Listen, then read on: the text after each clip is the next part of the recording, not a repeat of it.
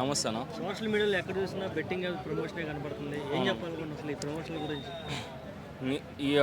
మనం చూసుకుంటే గత లాస్ట్ వీక్లో ఒక తెలంగాణ గవర్నమెంట్ ఎంప్లాయీ రోడ్డు మీద పడి ఇట్లా బెట్టింగ్ పింఛన్ అమౌంట్ అంతా బెట్టింగ్ కోసం వాడుకొని వాళ్ళ పిల్లల్ని వాళ్ళ పిల్లల్ని రోడ్డు మీద నిలబెట్టేసి ఆ, రేవంత్ రెడ్డి సార్కి మెసేజ్ ఇస్తున్నాడు. సార్ ఇట్లా బెట్టింగ్లో పోగొట్టిన సర్టెన్ అమౌంట్ ఒక 1 మంత్ నాకు ఇట్లా టైం ఇవ్వండి, మళ్ళీ అంతా నేను తీసుకొని వచ్చి పంచుతాను సార్, ఇట్లా బెట్టింగ్లో పోగొట్టాను. ఇప్పుడు ఎవరికి నష్టమన్నా? ప్రమోట్ చేసడానికి నష్టమా? ప్రమోట్ చేయడం అయితే 100% నీచమైన నా కొడుకులనా ప్రమోట్ చేసే వాళ్ళని అందరినీ తీసుకొని పోయి జైలు పడేసేయడం కరెక్ట్. ఒక 3 days బ్యాక్ కూడా వి సజ్జనార్ సార్ ప్రపంచ యాత్రికుడు అనే నాన్వేషణతో వీడియో కాల్ మాట్లాడి ఇట్లా ఎవరెవరైతే ఇన్ఫ్లుయెన్సర్స్ ప్రమోట్ చేస్తున్నారో వాళ్ళ యూట్యూబ్ ఛానల్స్ ఇన్ఫ్లుయెన్సర్స్ నేమ్స్ అంతా షార్ట్ లిస్ట్ చేయి చూద్దాము 7 వరకు పోతారు అనేసి వార్నింగ్ కూడా ఇవ్వడం జరిగింది. కానీ దీని వెనక పెద్ద పెద్ద వాళ్ళు ఉన్నా సరే ఏదే ఈ బెట్టింగ్ యాప్స్ అనేది వాళ్ళు బ్యాన్ చేయలేరు. కానీ బ్యాన్ చేసే యాప్స్ కూడా టెలిగ్రామ్లోకి రండి, నా బయో ఇది క్లిక్ చేయండి అది క్లిక్ చేయండి అని. మనం రీసెంట్గా చూసుకుంటే కూడా లోకల్ బాయ్ నాని, ఈరోజు బయ్యాసని యాదవ్ ఇద్దరు అరెస్ట్ అయిపోయినారు. బయ్యాసని యాదవ్ వాడు లోకల్ బాయ్ నాని అయితే అసలు వాడు చదివింది 2వ తరగతి అంటాడు, 10వ తరగతి అంటాడు, నాకేం తెలియదు అంటాడు. వాడి పిల్లలతో చేస్తున్నాడు అది ఆ ప్రమోషన్ వీడియో. వాడికి తెలివి ఉందా కొంచెం అన్నా? వాడిని చూసుకొని ఇన్ఫ్లుయెన్స్ అయ్యి వాడికి మిలియన్ ఆఫ్ ఫాలోవర్స్ ఉంటారు. వాడు ఒక మంచి పని చెప్తే 10 మంది అన్న మారుతాడు కదా. వాడు అట్లాంటి లొచ్చా పని చేసి ఇన్ఫ్లుయెన్స్ చేసి వాడు ఫాలోవర్స్లో ఒక 10% మారినా సరే సమాజానికి అయితే అది అది ఎట్లుంటుంది అంటే ఇప్పుడు రేపిస్ట్ కంటే ఘోరమింగా అది. ఖచ్చితంగా తనకి మామూలు శిక్ష అయితే పడకూడదు కదా. ఇట్లా ఇన్ఫ్లుయెన్సర్స్ అందరినీ తీసుకొని పోయి జైల్లో కూర్చోబెట్టుకోవాలి. అదొకటే విన్నపం అన్న అంతే. పోలీసులు ఎక్కడ ఫెయిల్ అవుతున్నారంటే ఏం చెప్పవచ్చు? ఇవి ఎట్లున్నాయంటే అన్న, దీని వెనక పెద్ద పెద్ద స్టార్స్ కూడా ప్రమోట్ చేస్తున్నాను. ఇప్పుడు పోలీసులైనా ఏం చేస్తారు దీని వెనక పెద్దగా ఉండేవాళ్ళు? వాళ్ళకు కూడా కొంచెం సెక్యూరిటీస్ ఇష్యూస్ అట్లా ఉంటాయి.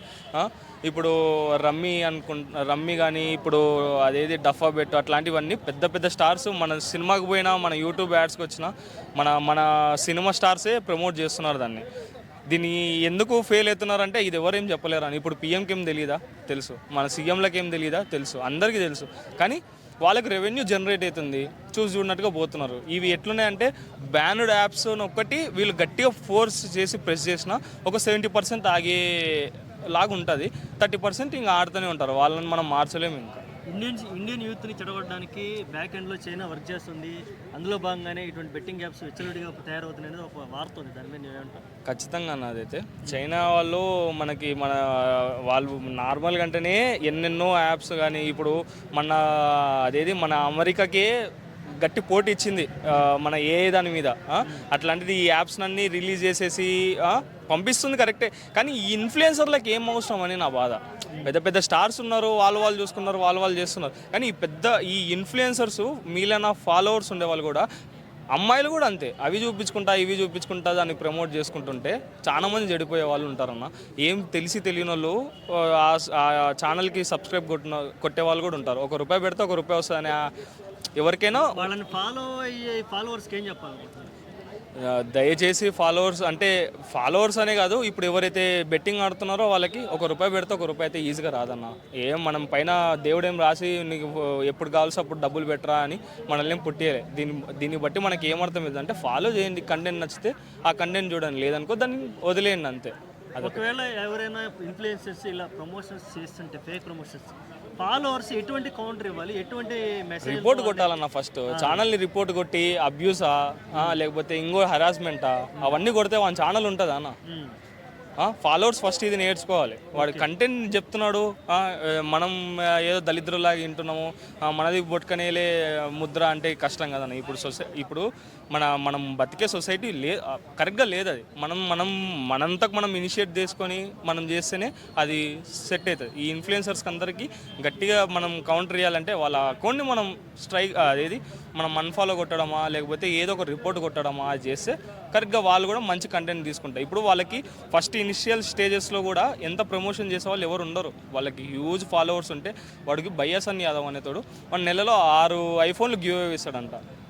వాడికి గుద్దకి డ్రైవర్ లేకుండా ఫస్ట్. అట్లాంటిది ఇప్పుడు 6 iPhones గివ్ అవే ఇస్తున్నాడంటే వాడికి ఎంత రెవెన్యూ జనరేట్ అవుతుందో. ఓకే, వీళ్ళు ఎవరైనా కనీసం ట్యాక్సులు కడుతున్నారా, పోనీ సరిగ్గా సక్రమంగా గవర్నమెంట్ ట్యాక్సులు కడుతున్నారా అంటే దాన్ని ప్రశ్నించుకుంటే అసలు ఏది ట్యాక్స్ ఇప్పుడు మంచి మంచి ఇన్ఫ్లుయెన్సర్స్ అన్న, ఇప్పుడు ట్రావెల్ ఇన్ఫ్లుయెన్సర్స్ ఉన్నారు, వాళ్ళే రెవెన్యూ కట్టరు అన్న గవర్నమెంట్కి. వీళ్ళు ఎందుకు కడతారు? అది కూడా టెలిగ్రామ్లో జరిగే దందాకు. టెలిగ్రామ్ అనేది ఓ చైనా యాప్. ఇప్పుడు మన యూట్యూబ్లో ఉండే లింకులు పోయి వస్తుందంటే యూట్యూబ్ వాళ్ళు ఒప్పుకోరు.